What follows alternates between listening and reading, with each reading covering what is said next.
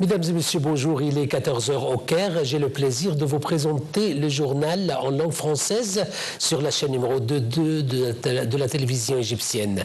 Tout de suite, on commence avec le journal. Et à la une, le président Abdel Fattah el-Sisi a reçu aujourd'hui les lettres de créance de 23 nouveaux ambassadeurs accrédités auprès de la République arabe d'Égypte.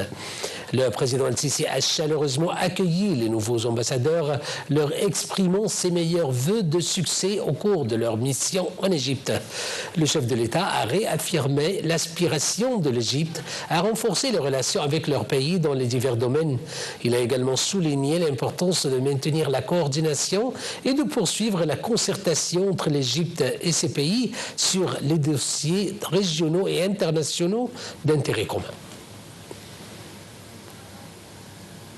Et le Premier ministre Dr Mostafa Madbouli s'est dit fortement préoccupé de suivre le rôle du Fonds souverain national dans l'exploitation maximale des actifs de l'État qui lui ont été transmis et leur promotion en tant qu'opportunité d'investissement prometteuse qui génère des revenus pour renforcer l'économie nationale. Le chef du gouvernement a tenu ses propos lors d'une réunion avec Hassan Al-Khatib, ministre de l'Investissement et du Commerce extérieur. Les discussions se sont articulées autour des mesures entreprises par le Fonds souverain pour attirer l'investissement conjoint pour les actifs de l'État et tirer le profit maximal de la gestion et l'exploitation des entités et des entreprises étatiques. Ces efforts s'alignent avec la stratégie de l'État visant à créer un climat propice à l'attractivité des investissements étrangers et locaux. Passons à Gaza où l'Organisation générale de l'information, OGI, a réaffirmé la position ferme de l'Égypte qui rejette catégoriquement toute tentative visant à déplacer les frères palestiniens hors de la bande de Gaza, surtout vers l'Égypte. Ce déplacement constitue une liquidation de la cause palestinienne et un danger imminent pour la sécurité nationale égyptienne. Le GI a affirmé que l'Égypte rejetait totalement des allégations diffusées par certains médias qui lient l'acceptation de l'Égypte des tentatives de déplacement catégoriquement rejetées et les aides économiques qui lui seraient accordées. La position de l'Égypte vis-à-vis de la cause palestinienne depuis plus de 3/4 de siècle demeure un principe ferme. L'Égypte a supporté en faveur de ce principe d'énormes charges économiques et financières sans jamais céder le moindre peu sur les exigences de sa propre sécurité nationale, de la sécurité générale de sa nation arabe.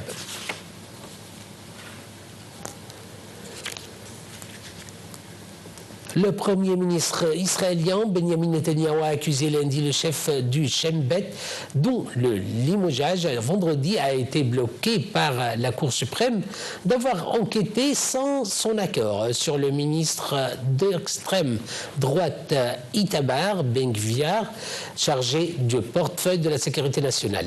La télévision israélienne a affirmé que l'agence de la sécurité intérieure menait depuis quelques mois une procédure secrète d'enquête sur l'infiltration d'éléments d'extrême droite au sein de la police sur son ministre de tutelle, M.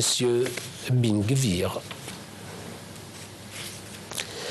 Un assaillant a ouvert le feu lundi matin à un carrefour dans le nord d'Israël, tuant une personne et en blessant une autre, selon les secours d'auteurs de l'attaque, ayant lui a été neutralisé, selon la police. Il s'agit du premier attentat en Israël depuis que l'armée israélienne a rompu la trêve avec le Hamas dans la bande de Gaza en reprenant ses bombardements sur le petit territoire palestinien le 18 mars.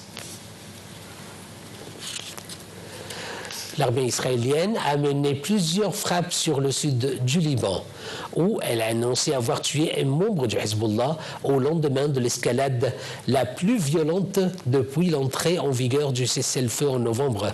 L'agence de presse officielle, ANI, avait fait état d'une frappe de drone israélienne avec un missile guidé contre une voiture à Aïtat al-Sha'ab, proche de la frontière israélienne. Le ministère de la Santé avait rapporté un mort dans cette frappe.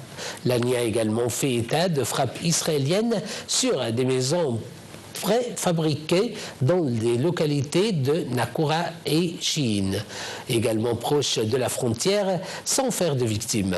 Ces nouvelles frappes surviennent au lendemain de bombardements israéliens ayant tué 8 personnes dans le sud du Liban. Le Premier ministre libanais mettant en garde contre le risque d'une nouvelle guerre après 4 mois de trêve. Passons au Yémen, où les rebelles Houthis ont affirmé qu'une personne avait été tuée et 13 autres blessés dans une frappe sur la capitale Sanaa qu'ils attribuent aux États-Unis, selon le ministère de la Santé. Plus tôt, les médias Houthis avaient fait état de frappes américaines visant un immeuble résidentiel à Sanaa, ainsi que le bastion du groupe rebelle As-Saada. Dans le nord du Yémen, les États-Unis n'ont pas confirmé avoir mené cette frappe, mais un responsable du Pentagone a déclaré que le CENTCOM mène des frappes de jour comme de nuit contre plusieurs sites aussi soutenus par l'Iran au Yémen.